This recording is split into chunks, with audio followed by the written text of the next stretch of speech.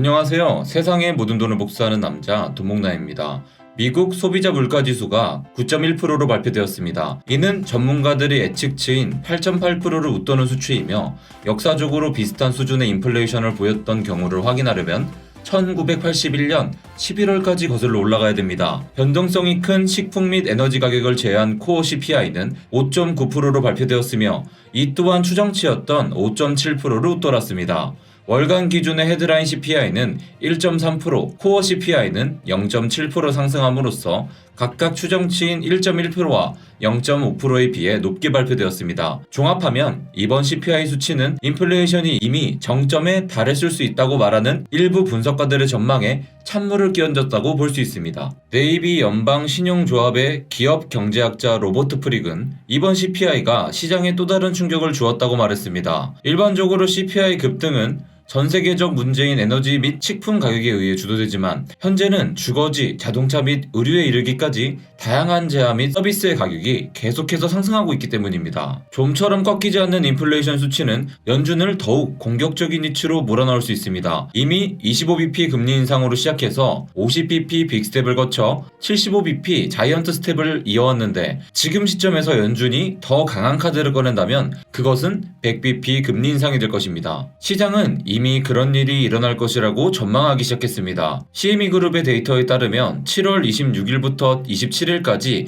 예정되어 있는 다음 FOMC 회의에서 연준이 100bp를 인상할 가능성은 77%를 넘어섭니다. ING 은행의 수석 국제 이코노미인 제임스 나이틀리는 미국 물가 상승률이 9%를 넘어서는 가운데 연준이 정말로 우려하는 것은 물가 압력의 폭이라고 말했습니다. 공급 상황이 개선의 기미를 보이지 않는 가운데 수요가 공급 조건에 더 잘 맞도록 하기 위해서는 더 높은 금리 인상을 통해 브레이크를 밟을 수밖에 없고요. 이는 경기 침체 위협을 가중시킬 수밖에 없습니다. 어제 발표된 연준의 베이지북 보고서 또한 높은 인플레이션 속에서 다가오는 경기 침체에 대한 우려를 나타냈습니다. 연방준비제도 이사회의 경제동향 종합보고서인 베이지북은 미국의 12개 중앙은행의 견해를 모아놓은 것이라고 보시면 되는데요. 치솟은 인플레이션이 적어도 연말까지는 지속될 것이라는 믿음과 함께 경기 침체에 대한 두려움이 높아졌다고 지적했습니다. 이번 CPI 수치는 미국 국채금리에도 직접적인 영향을 주었습니다. 2년물 국채금리가 10년물 국채금리보다 올라간 가운데 격차가 벌어지고 있습니다. 경기 침체의 일반적인 신호인 장단기 금리 역전 현상이 점점 더 뚜렷해지고 있는 것이죠.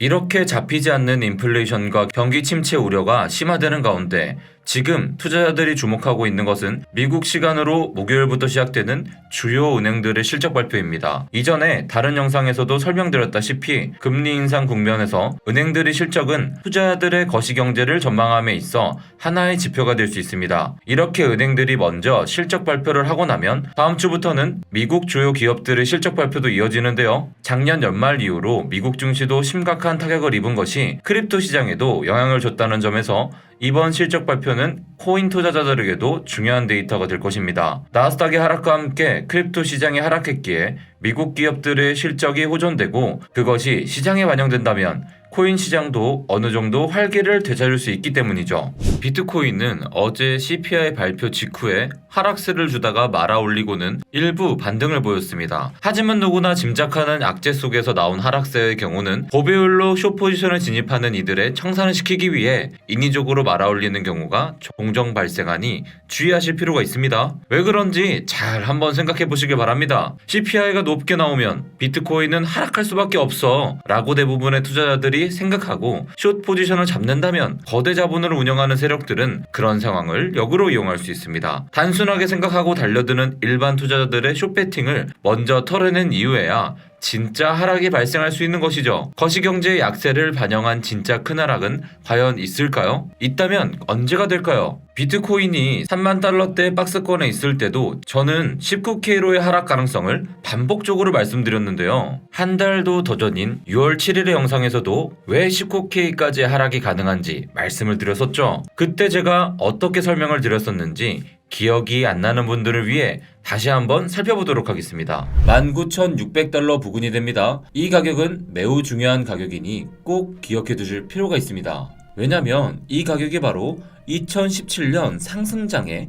최고점이기 때문이죠. 2017년 상승장의 최저점은 2013년 상승장의 최고점에 비해 173%가 높은 가격에 형성되어 있습니다. 예전의 패턴대로라면 지금의 하락도 2017년 상승장 최고점과 거리를 상당히 남겨둔 상태에서의 바닥을 형성하는 것이 맞을 것입니다. 하지만 작년 상승장의 경우는 이전의 다른 상승장에 비해서 상승폭이 충분히 크지 않았기 때문에 이번의 바닥은 2017년의 상승장의 최고점까지 근접하게 될 가능성도 열려 있습니다. 마침 현재 형성 중인 하락세기 패턴의 끝부분이 위치한 가격대도 2017년 상승장의 최고점과 일치한다는 점에서 더 설득력 있는 시나리오라고 볼 수 있습니다. 비트코인이 19,600달러까지 떨어질 생각을 하면 아찔하지 않으신가요? 잘 보셨나요? 기억이 조금 나시나요? 그 당시에 비해서 지금의 상황은 어떻게 바뀌었는지 계속해서 함께 살펴보도록 하겠습니다. 비트코인이 초록색 박스권을 이탈하는 과정에서 파란색 최선까지 깨고 내려감에 따라 제가 중요하다고 말씀드린 19K 바로 도달했다는 것을 알 수 있습니다. 그리고는 계속해서 19K 주변을 배회하며 다시 새로운 박스권을 형성하게 되었죠. 일단 19K 주변을 횡보하는 지금의 박스권도 머지않아 깨질 가능성이 높습니다. 그리고 현재 거시경제 상황 속에서 큰 틀에서 보면 그 방향성은 하방이 될 위험이 상당히 존재합니다. 하지만 제가 말씀드렸다시피 모두가 하락을 예상하는 상황 속에서 세력들은 그들의 하락 배팅을 희생시키려는 시도를 할 수 있습니다. 그리고 그러한 시도 속에서 일시적으로 숏스퀴즈가 발생하면서 급등이 나오는 것도 충분히 가능합니다. 어제의 반등이 그런 시도였고 이번 주말부터 CPI를 반영한 진짜 하락이 시작될 수도 있을 것입니다. 단기간 내에 본격적인 하락이 시작된다면 1차로는 17K를 테스트할 것이고요. 그 이후로는 14K가 고비입니다. 하지만 아직 큰 거래량이 나오지 않았다는 점에서 좀 더 주의를 하면서 시장을 지켜볼 필요도 있습니다. 지금 모두가 하락을 예상하는 상황이지만 이런 식으로 23K까지 쏘아올리면서 당분간 채널 내 행보를 이어가게 될 가능성도 존재합니다. 그렇게 좀 더 시간을 끌다가